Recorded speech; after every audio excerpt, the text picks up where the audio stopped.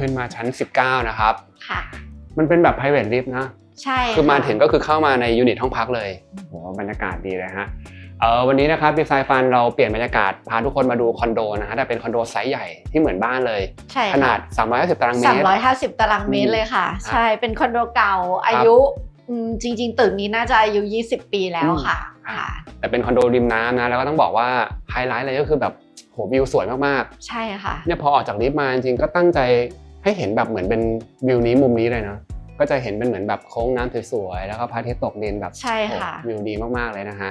เดี๋ยวแนะนำก่อนว่าน้องนุ้ยนะครับแล้วก็น้องนัทจาก 10DK นะครับหลายคนอาจจะคุ้นหน้านุ้ยอยู่แล้ว ตอนนั้นเคยไปจัดบ้านด้วยกันใช่ค่ะตอนนั้นเป็นนักจัดระเบียบค่ะ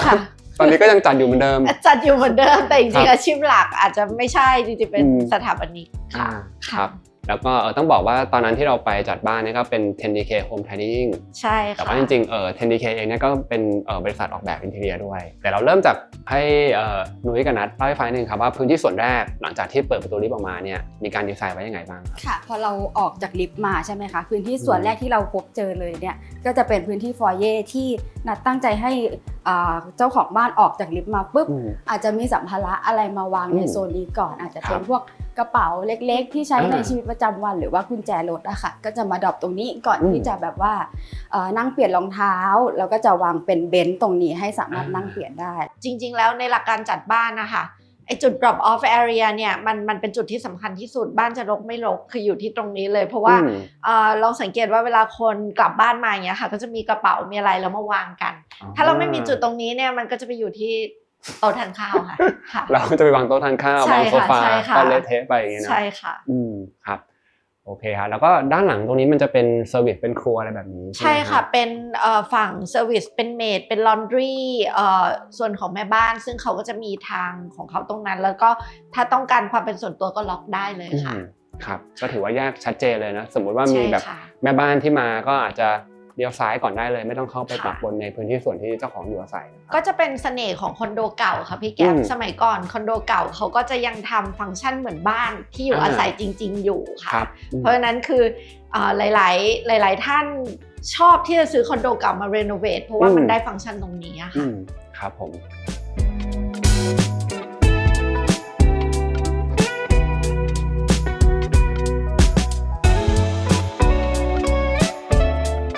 350ตารางเมตรนี่ใหญ่มากนะใหญ่ค่ะเห็นมีทางแยกไปอีกฝั่งหนึ่งด้วยใช่ค่ะให้นุ้ยกับนัทเล่าแปลนนิดนึงก่อนได้ไหมครับเหมือนมันแยกเป็น2ปีกแบบนี้ป่ะครับใช่ค่ะก็คือพอออกมาจากลิฟต์ปุ๊บเดินมาอย่างเงี้ยนะคะก็จะถูกแยกออกเป็น2ปีกค่ะ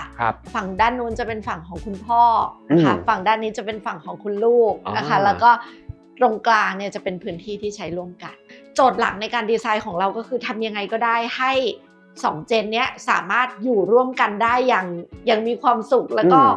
ต้องเอาใจทั้งคู่หมายความว่าไม่ว่าจะในแง่ฟังก์ชันหรือในแง่สไตล์หรือดีไซน์ก็จะต้องถูกใจคนทั้ง2เจเนอเรชันครับแล้วตอนที่นุ้ยเข้ามาก่อนที่จะเริ่มเวิร์กในแง่ของการออกแบบครับexisting หรือว่าของเดิมเป็นยังไงบ้างฮะเรามีการปรับเปลี่ยนกั้นห้องเพิ่มทุบผนังอะไรเพิ่มเติมไหมคะหรือว่าของเดิมเลยเราไม่มีการกั้นห้องเพิ่มเติมเพราะว่าเราต้องการให้มันโปร่งคือคอนโดเก่าเนี่ยเสน่ห์มันอย่างหนึ่งคือความใหญ่ค่ะคือเราจะหาคอนโดใหม่ที่ขนาดเท่านี้น่าจะล่มจมประมาณนึงน่าจะแพงมากๆอะไรอย่างเงี้ยค่ะทีนี้พอมันมีความใหญ่ถ้าเราไปกั้นเนี่ยมันก็จะทำให้สเปซมันดูแคบไปหมดเราจะมีการกั้นสเปซจริงค่ะแต่กั้นด้วยเฟอร์นิเจอร์แล้วก็เฟอร์นิเจอร์เราเนี่ยจะเป็นเฟอร์นิเจอร์ที่เตี้ยกว่าระดับสายตาเพื่อให้เวลาที่เดินเข้ามาเนี่ยสามารถมองเห็นวิวได้หมดเพราะคอนเซ็ปต์เนี่ยคือไม่ว่านั่งตรงไหนอยากให้เจ้าของบ้านเนี่ยเขาสามารถ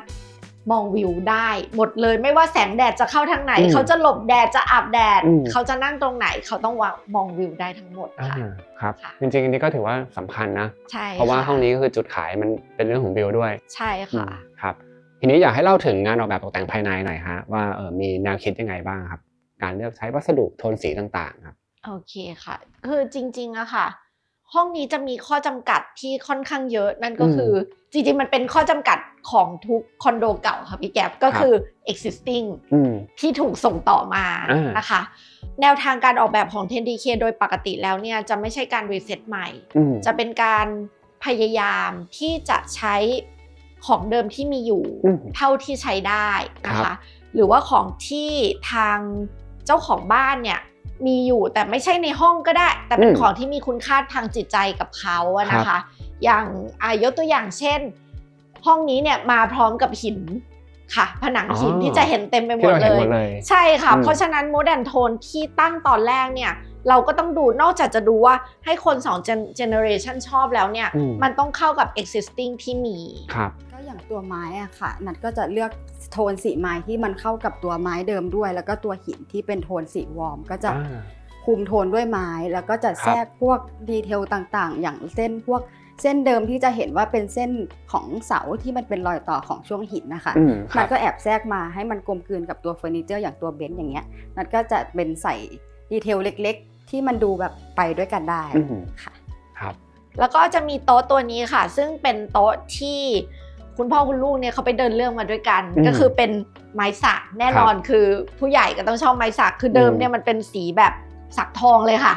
คือเหลืองๆเลยแล้วก็แน่นอนแบบโต๊ะที่ต้องมีทุกบ้านอะไรเงี้ยค่ะทีนี้คุณลูกก็บอกว่าไม่ชอบสีนี้ทางคุณนัทเองเนี่ยก็เลยแก้ปัญหามันก็เลยขอย้อมตัวสีไม้โต๊ะนิดนึงเป็นโต๊ะเดิมเนี่ยแหละแต่ว่าเหมือนทำให้มันกลมกลืนกับห้องเนี้ยมากขึ้นครับนอกจากนั้นพวกหน้าบานต่างๆก็จะเลือกให้เป็นโทนสีที่มันใกล้เคียงกับหินเหมือนกันใช่ไหมครับใช่ค่ะตัวหน้าบานไม้ของตัวครัวค่ะก็เป็นโทนสีไม้ที่ใกล้เคียงกับตัวหินแต่ว่าอย่างตรงแบ็กสเปซเท่านั้นจะเลือกเป็นสีดำเลยเนาะใช่ค่ะผสมผสานความโมเดิร์นกับความอุ่นของไม้เข้ามาเนี่ยค่ะครับก็คือจะเห็นว่าในหลายๆส่วนเนี่ยมันจะมีสีดำที่แทรกมาด้วยให้ดูโมเดิร์นอาจจะต้องการให้เข้ากับลูกมากขึ้นอะไรอย่างนี้ใช่ไหมฮะใช่ค่ะนอกจากส่วน dining แล้วก็ pantry ตรงนี้นะครับตรงนี้นี่ก็เป็นอีกมุมนึงนะฮะเห็นมีทีวีด้วยค่ะจริงๆตรงนี้มีทีวีเอาไว้เพื่อนั่งทานข้าวแล้วเพื่อดูทีวีนะคะแล้วก็ตัวเบนช์มานั่งตัวนั้นก็คือจะเป็นตัวที่ใช้กำหนดสเปซนะคะคืออย่างที่บอกพี่แก๊ปไปตอนแรกว่าเราจะไม่กำหนดสเปซโดยการกั้นผนังขึ้นมาแต่เรากำหนดสเปซโดยการวางเฟอร์นิเจอร์ลอยตัวลงไปมันก็จะได้ผลลัพธ์ที่ใกล้เคียงกันในขณะที่มันยังให้ความโปร่งอยู่ไม่จำเป็นจะต้องกั้นผนังค่ะส่วนฝั่งนั้นเองก็จะเป็นเดย์เบสที่นั่งริมหน้าต่างก็อย่างที่บอกไปตอนต้นว่าเราต้องการให้ทุกจุดเนี่ยค่ะเจ้าของห้องเนี่ยสามารถนั่งแล้วก็ดูวิวได้ทุกจุดเลยนะคะซึ่งอันนี้ก็จะเป็นหนึ่งในนั้นมองเห็นสวนที่จัดไว้ตรงระเบียงด้วยค่ะก็จะมีความใกล้เคียงบ้านค่ะเป็นคอนโดที่มีความใกล้เคียงบ้านทีนี้เวลาเราออกแบบเราก็นอกเหนือจากเรื่องฟังก์ชันความสวยงามปกติแล้วเนี่ยเราก็จะคำนึงถึงเรื่องการจัดเก็บของด้วยเพราะว่าการอยู่อาศัยจริงอะค่ะต้องยอมรับว่าของมันก็เยอะเนาะค่ะคือทุกบ้านของมันก็เยอะอะไรอย่างเงี้ยค่ะมันก็คือจะมีทีมจัดระเบียบบ้านเนี่ยมาช่วยคิดด้วยนะคะเขาก็จะช่วยดูว่าตรงไหนมันควรจะเป็นที่เก็บของอะไรนะคะแบบประเภทไหนครัวควรจะมีด้านในเป็นลิ้นชักยังไงตู้เสื้อผ้าเป็นยังไงที่เก็บของในห้องลิฟวิ่งควรจะใส่อะไรบ้างอะไรอย่างเงี้ยค่ะจริงๆนี้ก็สำคัญนะเพราะว่าถ้าเราย้อนกลับไปในเรื่องของตอนที่เราไปจัดบ้านกันอะบางทีถ้าตู้มีจำกัดเราก็ organize ได้แค่ตู้เท่าที่เรามีนะใช่แต่ถ้าเราเริ่มได้ตั้งแต่ตอนต้นเลยเนี่ยมันก็ดีไซน์ไว้ก่อนเลยอันนั้นมันจะพอนะใช่ค่ะคือบางทีมันง่ายๆแค่เหมือนฟังก์ชันในตู้ค่ะพี่แก๊ปมันระหว่างชั้นปกติกับทำชั้นให้มันพอดีกับของประเภทที่เราจะเก็บมันก็สร้างความแตกต่างหรือว่าจุได้เยอะขึ้นเยอะแล้วอะค่ะครับโอเคฮะเดี๋ยวจากตรงนี้ให้หนูนิดกับนัทพาไปดูส่วนลิฟวิ่งครับได้ค่ะ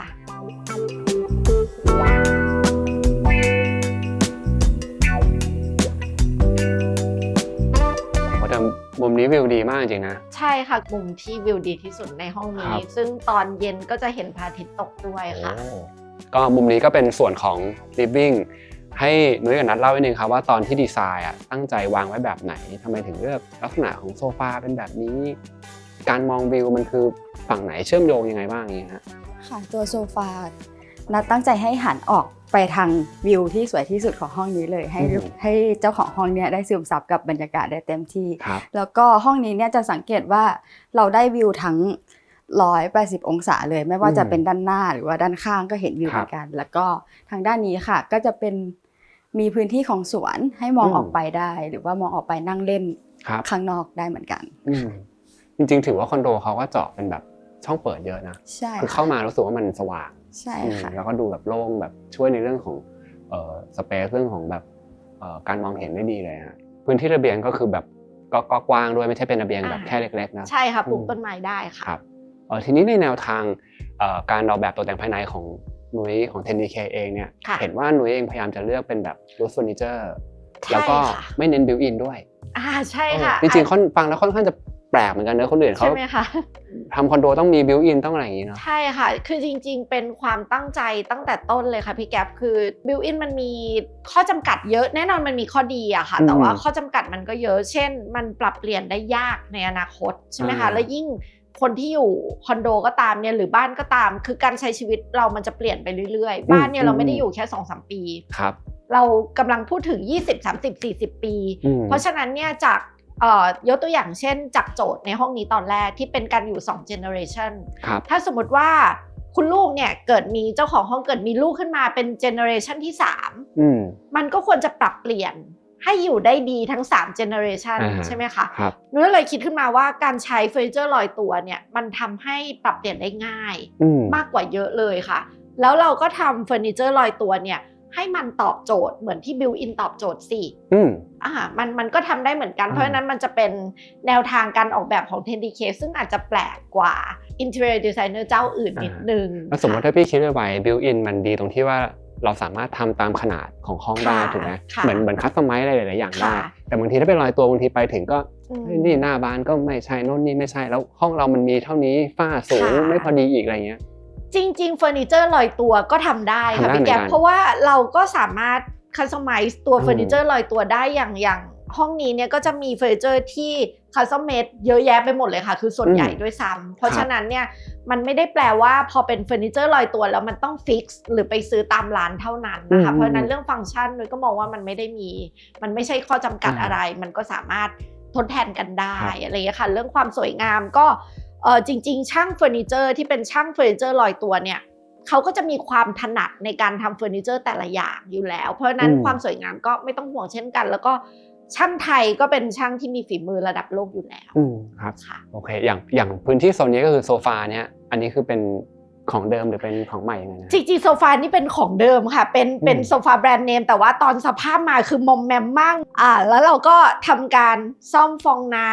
ำmodify มันนะคะคือจับไปอาบน้ำแล้วก็แต่งตัวใหม่ค่ะแล้วก็หุ้มผ้าบุผ้าใหม่ค่ะจริงๆอย่างหนึ่งที่พี่เห็นในแนวทางของ 10DK ตั้งแต่โต๊ะแล้วที่บอกก็คือถ้าคุณมีของเดิมอยู่ใช่ค่ะเราไม่ได้เริ่มใหม่นะแต่เราจะปรับจากของเดิมให้มันดูดีขึ้นได้ด้วยใช่ค่ะคือมันจะได้มีมันเป็นของที่บางชิ้นมันมีคุณค่าทางจิตใจบางชิ้นมันมีสตอรี่แล้วก็บางชิ้นก็ช่ว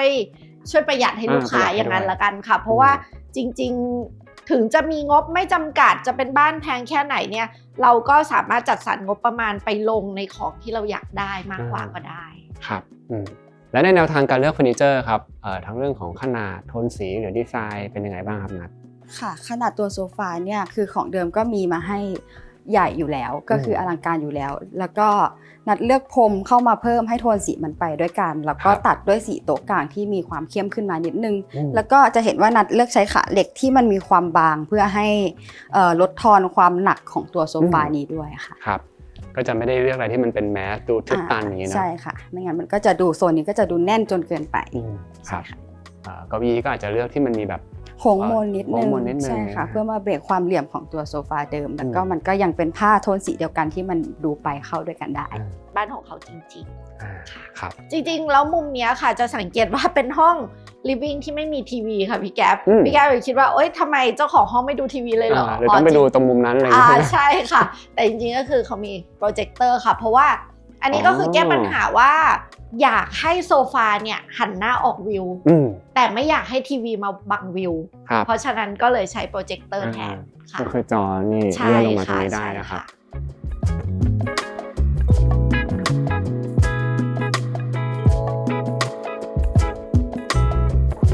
จากส่วน living นะครับตอนนี้เราเข้ามาใน master bedroom นะครับก็เป็นห้องนอนของลูกนะค่ะคอนเซปต์เดิมก็คือไม่ว่านั่งอยู่ตรงไหนก็จะต้องเห็นวิวได้ก็จะเห็นว่า โอ้ตรงนี้วิวจะเปิดสวยงามมากค่ะจริงๆเป็นคอนโดที่วิวดีจริงนะคือทุกห้องแบบวิวมันแบบอิ่มมากใช่ค่ะแล้วก็การที่วางเฟอร์นิเจอร์คือต้องวางให้แบบสามารถตื่นมาแล้วเห็นเลยนะคะหรือว่าตอน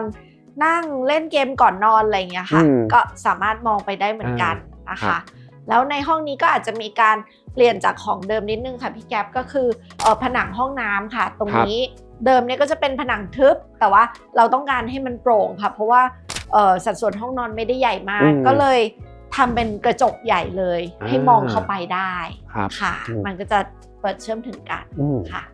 พอเจาะเป็นกระจกแบบนี้เนี่ยแสงจากข้างนอกก็สามารถเข้าไปถึงในห้องน้ำได้เลยนะใช่ค่ะเพราะว่าตอนแรกห้องน้ำรู้สึกมืดนิดนึงก็อยากให้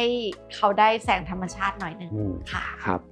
แล้วก็ห้องนี้เองเนี่ยมันจะมีส่วนของระเบียงที่ออกไปดูวิวได้ด้วยใช่ค่ะครับก็ถือว่ามีมุมที่แบบเนี่ยสามารถไปเสพวิวริมน้ำได้หลายจุดเลยแล้วถ้าเกิดเดินลึกเข้าไปด้านหลังครับมีฟังก์ชันอะไรเพิ่มเติมไหมครับด้านหลังหัวเตียงตรงนี้ข้างในจะเป็นฟังก์ชัน walk-in closet ค่ะเราก็จะทำเป็นตู้เสื้อผ้าเต็มพื้นที่เลยเพื่อให้เก็บเสื้อผ้าให้ได้เยอะที่สุดทางด้านขวาค่ะมันจะมีหน้าต่างช่องแสงบานใหญ่อยู่นั้นเลือกวางโต๊ะเครื่องแป้งไว้ตรงนั้นเพื่อที่เวลาแต่งหน้าค่ะจะได้รับแสงธรรมชาติค่ะครับในส่วนของหน้าบาน walk-in closet จะเห็นว่าเลือกใช้เป็นแบบโทนสีเข้มเลยนะใช่ค่ะโทนสีเข้มแต่ว่าอันนี้พิเศษนิดนึงที่เราคัสตอมตัวหน้าบานนะคะปกติแล้วหน้าไม้มันจะสูงได้แค่2เมตร40ใช่ไหมคะแต่ว่าอันนี้ตัวฝ้าค่ะสูงถึง3เมตรเลยนั่นก็เลยดันตัวไม้เป็นสั่งทำพิเศษให้สูงได้ถึง3เมตรเลยค่ะครับอย่างพวกตู้เสื้อผ้าที่เราเห็นนี้เนี่ยมันก็คือจะเป็นลักษณะว่าเป็นรอยตัวเหมือนกันจะกึ่งค่ะก็คือเหมือนทำข้างนอกมาให้ได้เยอะที่สุดอย่างนั้นค่ะแล้วก็ตรงไหนที่จะต้องมาทำหน้างานจริงๆเนื่องจากว่าอันนี้มัน3เมตรอะค่ะมันค่อนข้างใหญ่มากมันก็จะต้องมีบางส่วนที่มาทำหน้างานเราจะทำมาจนเกือบถึงฝ้านะคะเราให้มันเหลือนิดนึงอะค่ะแล้วเราค่อยมาทำตรงนั้นหน้างานคือวิ่งปิดนิดนึงใช่ค่ะมันก็จะสามารถทำได้ครับแสดงว่าในการออกแบบเฟอร์นิเจอร์ของทาง 10DK เนี่ยก็คือจะมีการคิดถึงเรื่องของ flexible หรือว่าการยืดหยุ่นเพื่อเปลี่ยนแปลงได้ในอนาคตใช่ไหมอันนั้นเป็นโจทย์หลักของเราเลยค่ะเรื่อง flexibility ก็คือเราต้องให้โจทย์ของเราคือในอนาคตเนี่ยถ้าการใช้งานการใช้ชีวิตปรับเปลี่ยนไปเราต้องให้ลูกค้าสามารถปรับเฟอร์นิเจอร์เนี่ยตามการใช้ชีวิตของเขาได้อันนี้เป็นโจทย์หลักของเราอยู่แล้วครับก็ถือว่าเป็นจุดหนึ่งที่มันมีการคำนึงถึงว่าถ้าเกิดวันหนึ่งลูกโตขึ้นใช่ค่ะลูกต้องการใช้เฟอร์นิเจอร์ใหญ่ขึ้นก็สามารถจะปรับเปลี่ยนได้นะใหญ่ขึ้นหรือที่เห็นชัดๆเลยที่เกือบทุกบ้านถ้ามีลูกมาก็คือตอนที่ทำบ้านเนี่ยส่วนใหญ่ลูกยังเด็กอยู่ค่ะก็จะเป็น playroom แต่ว่าพอลูกเริ่มเข้าแบบใช่ไหมคะพี่แก้มน่าจะรู้ดีพอเริ่มเข้าประถมก็คือจะต้องมีโต๊ะทำกันบ้านแล้วเขาก็จะเริ่มอยากมีพื้นที่ส่วนตัวของเขาอีกแล้วก็ไม่มีพื้นที่ให้พี่เลี้ยงเท่าไหร่แล้วมันเหมือนเปลี่ยนไปเลยอะค่ะเพราะฉะนั้นจริงๆหลายๆทีเนี่ยทางเราก็จะออกแบบเลเยอร์ไว้เลยว่าเฟอร์นิเจอร์ตรงเนี้ยพอเขาโตขึ้นแล้วตัวไหนบ้างที่ยังเก็บได้ตัวไหนบ้างที่อาจจะต้องไปอย่างเงี้ยค่ะครับโอเคครับแล้วก็ในส่วนของห้องน้ำครับให้นัดเล่านิดนึงครับว่ามีการดีไซน์ยังไงบ้างครับค่ะห้องน้ำก็อย่างที่บอกไปตอนแรกว่าเราดึงแสงเข้าไปในห้องน้ำนะคะแล้วก็ตรงเนี้ยเจ้าของห้องใช้ชีวิตอยู่คนเดียวก็ไม่ต้องกลัวโป๊อยู่แล้วสามารถทำกระจกเป็นบานใหญ่แต่ว่าพอเวลาถ้ามีเพื่อนมาหรืออะไรเราก็สามารถดึงม่านปิดลงมาได้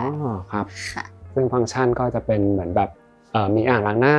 จริงๆเป็นไซส์ใหญ่นะจะบอกเป็นคิสแอนด์เฮอร์ก็ได้แต่ว่ามันไม่ได้แยกอ่างกันนะแล้วก็แบ่งเป็น2ส่วนหนึ่งก็จะเป็นชาวเวอร์อีกส่วนหนึ่งก็จะเป็นที่วางโถสุขภัณฑ์ไว้นะครับโอเคครับเดี๋ยวจากตรงนี้ให้นุ้ยกับนัทพาไปดูห้องนอนอีกฝั่งหนึ่งครับได้ค่ะครับ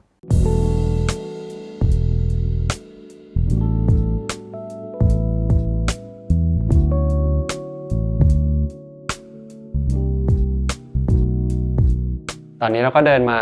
ปีกอีกฝั่งหนึ่งนะครับเป็นฝั่งของคุณพ่อนะครับฝั่งนี้นี่มันจะมีห้องอะไรบ้างอะนุ้ยจริงๆฝั่งนี้ก็จะมีentertainment room ค่ะตรงนี้ซึ่งยังใช้ร่วมกันระหว่างคุณพ่อคุณลูกอยู่นะคะแล้วก็มีห้องน้ำแล้วก็จะเป็นห้องนอนคุณพ่อละค่ะใช่ค่ะโอเคเรามาลงดีเทลพื้นที่ส่วนนี้กันฮะ ก็จะเห็นว่ามีความชอบของเจ้าของเนอะมีทั้งส่วนของหนังสือมีเกมมีอะไรอย่างนี้ด้วยนะฮะเจ้าของคุณลูกเนี่ยก็จะชอบเล่นเกมนะคะคุณพ่อชอบเครื่องเสียงค่ะเพราะฉะนั้นเฟอร์นิเจอร์ในห้องนี้จะมีการคัสตอมเมดที่ค่อนข้างแบบโอ้โหละเอียดมากอย่างเช่นตัวนี้ค่ะที่มันจะเป็นตัววางเครื่องเสียงจะต้องใช้ไม้จริงที่รับน้ำหนักได้เยอะนะคะแล้วก็จะสังเกตว่าเครื่องเสียงก็จะมีค่อนข้างหลายยี่ห้อมากเลยแล้วเขาก็จะกำหนดมาเลยว่าตัวไหนมีดิเมนชันเท่าไหร่ขนาดเท่าไหร่นะคะความสูงเท่าไหร่นะคะแล้วก็มาถึงตัวโซฟานี้ก็คือมันจะมีตัวที่เป็นของเก่าคือตัวนี้มานะคะแล้วก็หุ้มใหม่ทีนี้เวลานั่งเล่นเกมหรือว่านั่งฟังเพลงเนี่ยอาจจะอยากยกขาขึ้นมานะคะก็เราก็เสริมทำตัวนี้ขึ้นมาเสริมค่ะก็คือเป็นการmodify ของเก่านะคะให้ใช้งานได้สะดวกยิ่งขึ้นค่ะครับด้านดีไซน์อะค่ะก็ตัวการใช้สีเฟอร์นิเจอร์ของห้องนี้แล้วกันค่ะก็จะเห็นว่านัดเลือกใช้สีดำแล้วก็โทนไม้ที่ลิงก์จากทางด้านนอกเข้ามาในห้องนี้ด้วยก็เห็นว่าตัวเฟอร์นิเจอร์ตัวท็อปเนี่ยค่ะนัดเลือกใช้เป็นหินรวมถึงตัวชั้นอันนั้นนัดก็แอบใส่หินไปนิดนึงแล้วก็หลักๆจะเป็นตัวไม้สีดำแล้วก็มาลิงก์กับตัวตู้ทีวีตรงนี้ค่ะก็จะเห็นว่าโทนสีระหว่างไม้กับสีดำเนี่ยก็จะตามไปในหลายๆส่วนใช่ครับแล้วก็ห้องนี้เองก็ยังคงเป็นห้องที่เห็นวิวสวยงามเหมือนเดิมใช่ค่ะสามารถนั่งได้แล้วก็หมุนเก้าอี้ตัวนั้นเพื่อออกไปเทควิวได้ถ้าจะนั่งอ่านหนังสือก็หันกลับมาเพื่อให้แสงธรรมชาติเข้ามาได้ครับแล้วก็มีประตูที่ออกไปสู่ส่วนของระเบียงได้ด้วยใช่ค่ะแล้วก็ส่วนของห้องน้ำนี้มันเป็นเหมือนลักษณะ powder room สำหรับส่วนกลางใช่ไหมฮะเป็นห้องน้ำของคุณพ่อด้วยอันนี้มันจะเป็นข้อจำกัดที่มากับคอนโดเก่านะคะก็ต้องทำให้สามารถอาบน้ำได้ด้วยแล้วเป็น powder room สำหรับแขกด้วยค่ะเพราะฉะนั้นการตกแต่งจะกลางๆกว่าห้องใน master bedroom ค่ะได้งั้นเดี๋ยวให้นุ้ยกับนัทพาไปดูในห้องนอนครับได้ค่ะ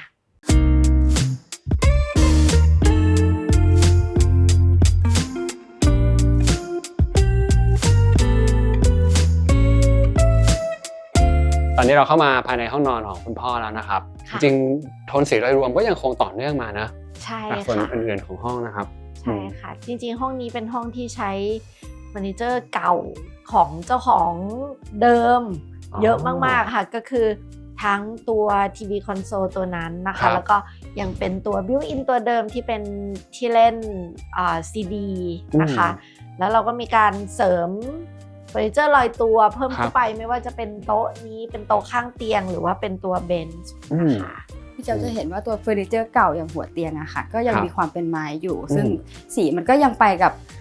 โทนของบ้านนี้ได้อยู่แล้วก็ตัวทีวีอะค่ะเป็นสีดำแต่ว่าวัสดุเนี่ยมันอาจจะแตกต่างจากเฟอร์นิเจอร์ที่เราเห็นจากข้างนอกนิดนึงแต่ว่าโทนสีเนี่ยมันก็ยังคุมเป็นโทนดำได้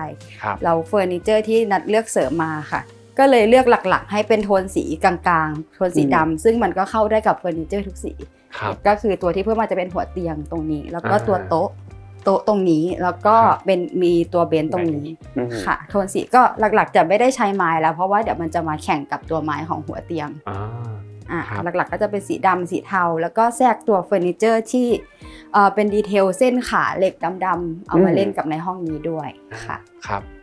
พี่สงสัยว่าโต๊ะทำงานนี้อันนี้ก็คือเป็นแบบที่เราเพิ่มเข้าไปใหม่เป็นรอยตัวใช่ไหมฮะเป็นรอยตัวค่ะคือวัดแล้วก็ผลิตให้พอดีเป๊ะๆเลยค่ะแล้วก็เอาเข้าไปค่ะครับก็ถือว่าดูกลืนนะจริงๆก็ต้องบอกว่าวิธีการทำงานคือเราก็จะพยายามดูว่าของเดิมมีอะไรแล้วของใหม่ที่เข้าไปจะไปอยู่กลมกลืนได้มากน้อยแค่ไหนใช่ค่ะแล้วก็พยายามทำให้มันพอดีค่ะไม่ overly design คือเราจะไม่ออกแบบให้มันเต็มไปหมดอย่างเงี้ยค่ะ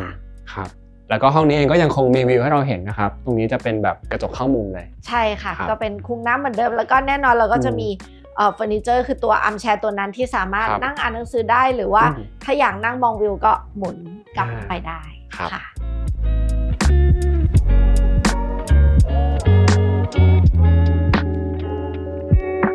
หลังจากที่เดินดูทุกห้องเรียบร้อยแล้วครับตอนนี้ก็มาเจอกับน้องก้อยนะครับซึ่งเป็น Lighting Designer ใช่ค่ะเดี๋ยวให้นุ้ย พูดถึงนิดนึงครับว่าทำไม 10DK ถึงตั้งใจอยากจะให้มี Lighting Designer แบบเฉพาะเลยสำหรับโปรเจกต์นี้ค่ะจริงๆอย่างนี้ค่ะพี่แก๊ปนุ้ยขออนุญาตเปรียบเทียบว่าถ้าสมมติว่า Interior เนี่ยจะเหมือนหมออายุรกรรมอย่างนั้นละกันหมอทั่วไปเนาะค่ะแต่ว่าการที่จะทำให้งานเนี่ยมันออกมาเพอร์เฟกต์ที่สุดมีมูดที่ดีที่สุดเนี่ยก็ต้องอาศัยคุณหมอเฉพาะทางด้วยก็คือ Lighting Designer เพราะว่า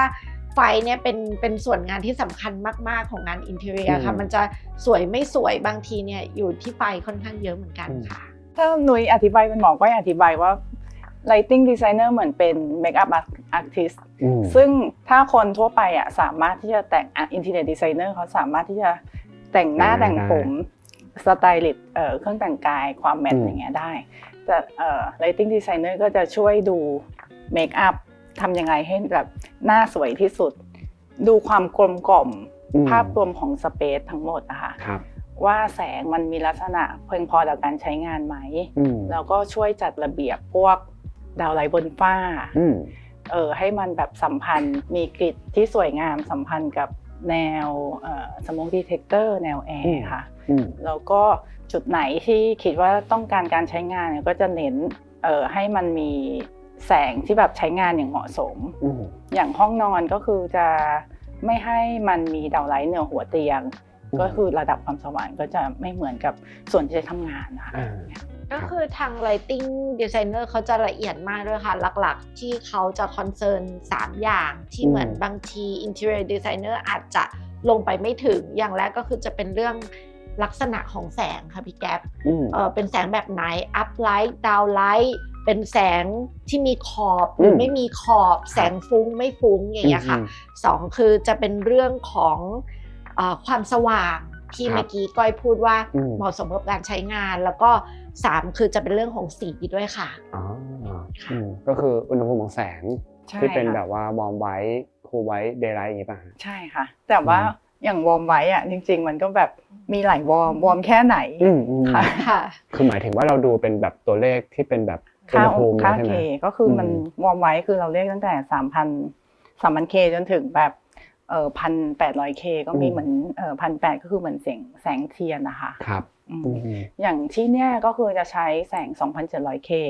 ซึ่งจริงๆแล้วถามว่าวอร์มไหมคนทั่วไปอาจจะคิดว่ามันวอร์มเกินไปค่ะแต่ทีเนี้ยทางเจ้าของห้องลองเปิดแสงให้ดูแล้วเขาชอบ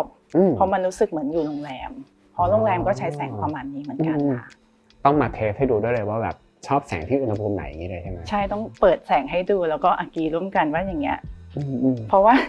ความสว่างของเรานอกจากความสว่างของเราไม่เท่ากันแล้วเนี่ยความวอร์มของเราก็ไม่เท่ากันด้วย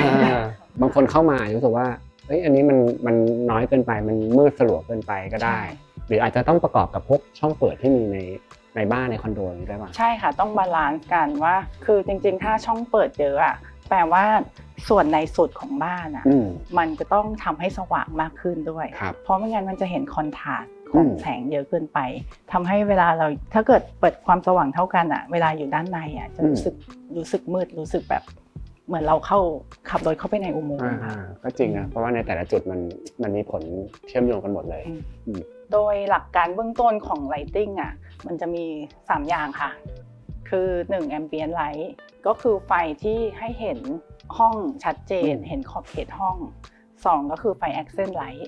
ก็คือไฟส่องเน้นจุดต่างๆเช่นโต๊ะทานอาหารส่วนทำงาน3ก็คือPaleไฟที่มันเหมือนเป็นกิมมิคเล็กๆน้อยๆเช่นพวกไฟสี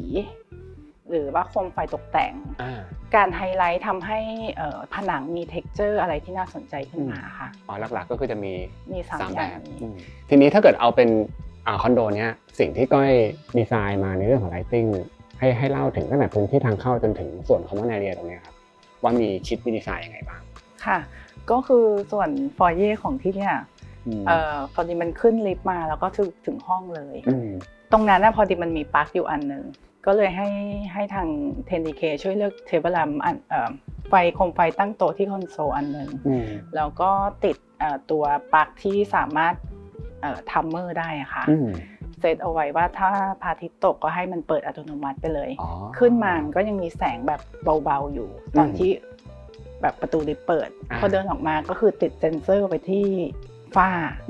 ก็มีไฟชุดหนึ่งเปิดค่ะอัตโนมัติเลยถ้าเกิดมีคนผ่านมานะใช่แล้วก็พอดีตัวสวิตช์มันอยู่ไกลก็เลยต้องอาศัยเซ็นเซอร์ค่ะมาช่วยให้ไฟเปิดแล้วค่อยเดินคำไปหาสวิตช์ได้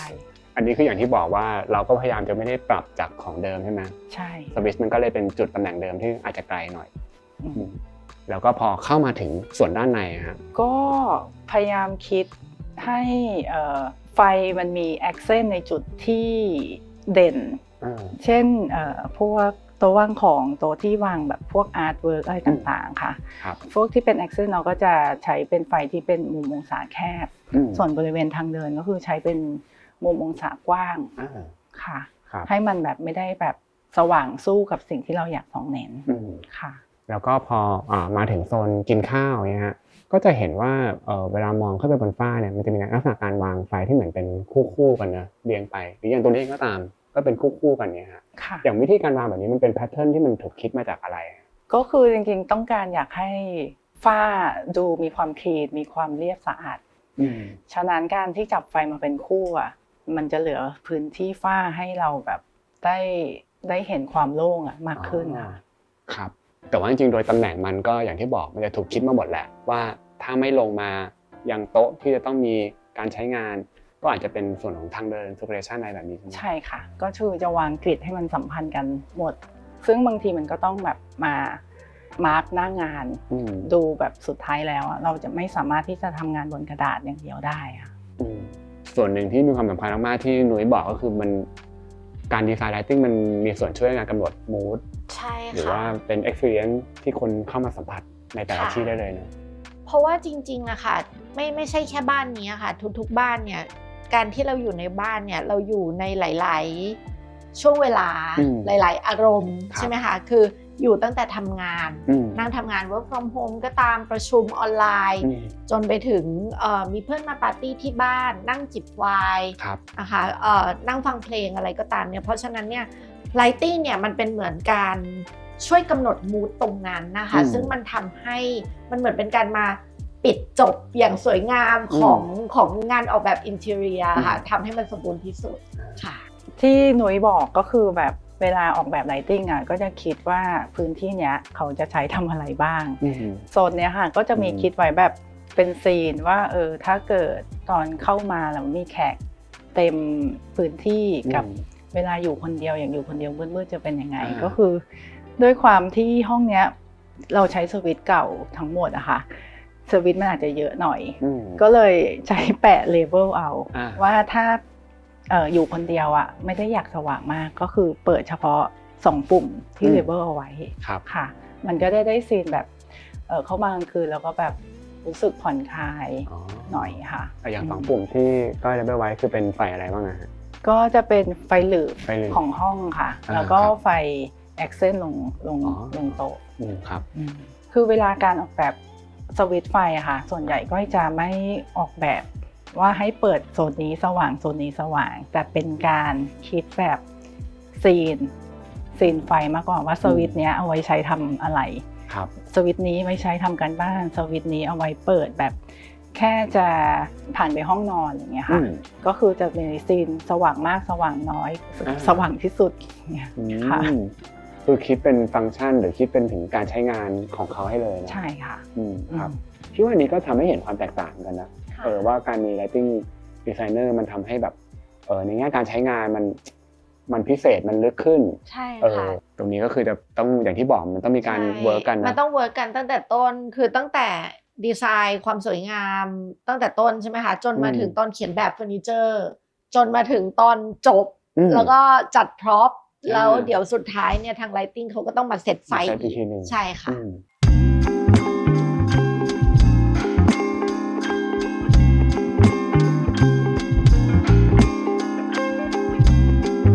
ตอนนี้เอามายืนริมระเบียงกันนะครับนุ้ยโหบรรยากาศดีมากพระอาทิตย์กำลังจะตกค่ะสวยมากๆฮะ